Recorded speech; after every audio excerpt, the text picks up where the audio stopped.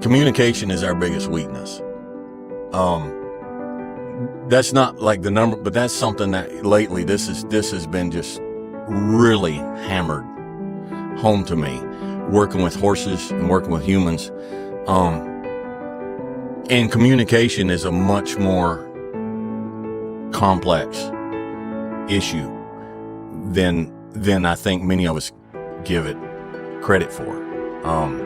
So you take a horse and a human, a relationship with a horse and human, all right? For that to work, there has to be communication. Well, we have a couple of problems here. First off, the horse doesn't speak English, and we don't speak horse, all right? But as humans, we insist that the horse comes into our world, but we're too arrogant or too lazy or a combination of both to learn to speak horse. And horse's language is not verbal. It's all movement. It's all body language. It's all this. And so that is a problem. But another problem is us and the horse, we're predator animals. When you have the thought, don't trust the thought, I need to do this or I need to do that. What if we start asking ourselves, why? Why do I need to run 300 miles with 2 broken legs? Because David Goggins said so? Why do I need to do that? What is the purpose? Not why for me, but why do I need to do that to make myself the man I need to be for those around me? All right. We're predators, all right? We're designed to eat meat. Our eyes are side by side on the front of our face. We see one picture, and we're designed to see what we want and go get it. The horse is a prey animal. They are the animal that everything that eats meat wants to eat. And so they have a complete different instinct. Their instinct is everything wants to eat me. You know, we wake up of a morning and we say, you know, I want to be a trophy husband. You know, that's my goal. Already. Okay, what do I want to go get today? The horse wakes up and says, I don't want to get eaten today. 2 totally different instincts. All right. So to be able to build a communication with a horse, we have to move into the world and learn to speak, but learn to think how they think. Well, I mean, we can say men and women are the same thing. I think if you were to ask me, Dwayne, what encapsulates the thought of healthy masculinity, of being a man? I think there's 2 sides to it. Number 1 is to don't be needy. Now that's a tough one in this country, in this day and age, because everybody has programmed us from the start that we need them. The church has programmed us that we need the church. They don't need to fulfill what they're supposed to be doing. They don't need to be actually teaching and maturing and growing and shepherding and comforting. They can just, hammer whatever their favorite hobby horse is, but we need them. We need to be there. Our government, we need the government. You gotta have the government. You gotta have those little $600 checks every once in a while and they decide to throw you a bone. You gotta have them telling you what to do. You gotta have them looking out for you. We're the government. We're here to help. And we're raised like that. And so many people these days, they're in a job that's not fulfilling. It might be worse than that. They may hate it, but they need that job. Why do they need that job? Because they need that paycheck. And why do they need that paycheck? Because they need to make that truck payment that they just needed. And why did they need that truck payment? Because they needed backup camera and they needed all the newest bells and whistles, and they just needed all that stuff. And so one need leads to another need, which leads to another need, which leads to another need.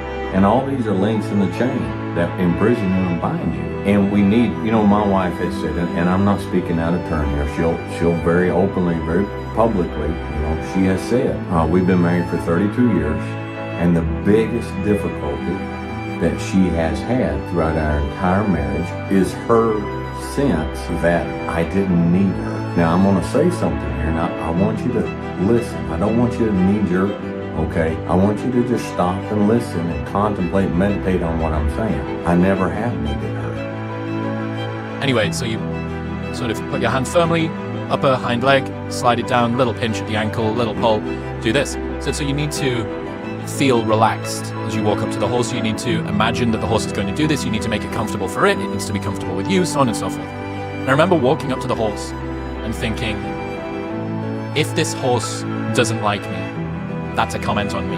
I really want this horse to like me. Right. And my self-worth had immediately become outsourced to whether or not this horse I met 10 minutes ago was going to lift its hoof up for 5 seconds so that I could move a little bit of dirt out of it. Right. And honestly, that one incident, I'd been calling it horse meditation because I thought, like, it's cute or whatever, but really, how much can I learn about myself from being around a horse?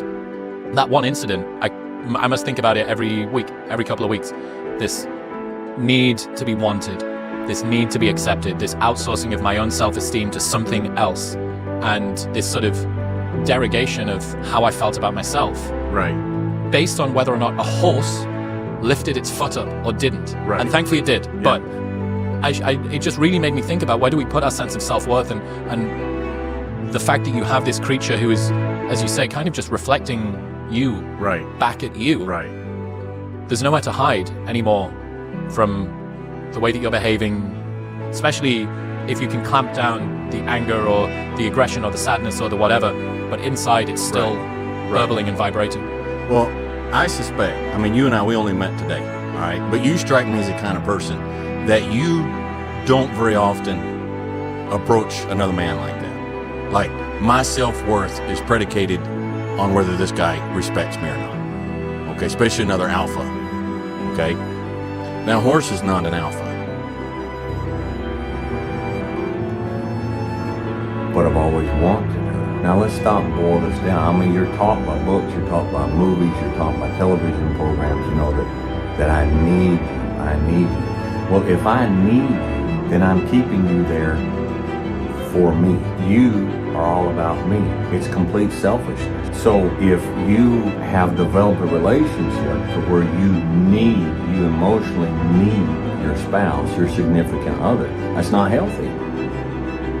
That's not healthy. Because if you need them, then you're staying with them for what you can get out of it. Do you see where this can go? Do you see how deep this can go? But you want to be with them. You want them around. That's a whole nother planet. That's a whole different world. And guys, we you know, it's part of the sphere these days. Everybody talks about how difficult to find a good modern young lady who's not whacked out on all these new concepts and stuff. But you know, there's a big difference in between wanting a good woman and desperately needing any woman. Okay? That horse is definitely not an alpha. If you wanted to, you could put that horse on the barbecue for supper that night, and there's nothing he could do about it. Okay? So it speaks to me the fact that you predicated your view of your self-worth on whether another creature whose well-being was in your hands